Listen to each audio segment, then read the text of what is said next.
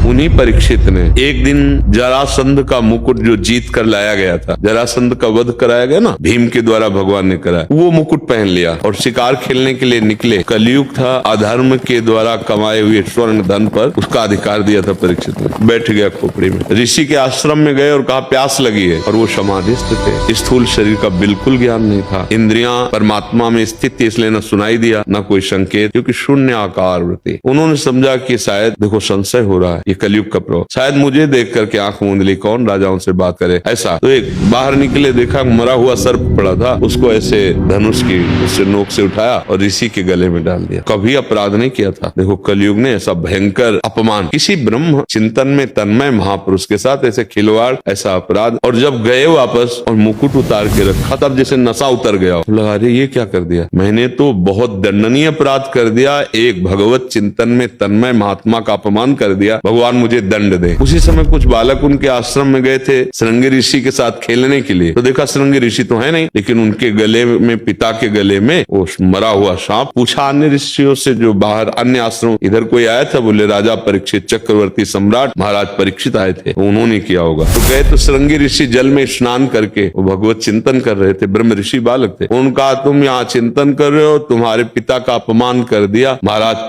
परीक्षित ने। क्या? उन्होंने कहा मरा हुआ सर्प उनके गले में डाल दिया। कहा इतनी अभद्रता राजमद में, ये नहीं जानते ऋषियों की सामर्थ्य। ऐसे जल उठाया और कहा मैं शाप देता हूँ, आज के 7वें दिन भयानक विषधारी तक्षक नाग आएगा और परीक्षित को काटेगा, उसकी मृत्यु हो जाएगी, मैं दंड देता हूँ। अब आप विचार कीजिए, एक धर्मात्मा महापुरुष, परम धर्म से चलने वाले, जरा देर के लिए मुकुट धारण किया उसका, तो कलयुग बैठ करके देखो क्या करवा। और यहाँ अपने लोग क्या क्या कर रहे हैं, पापाचरण। अब कह दो कि वो तो शास्त्रों में लिखा है, तो देखो जब कानून में फंसोगे ना, तो जो संविधान बनाया गया है वो आपको दंड देगा।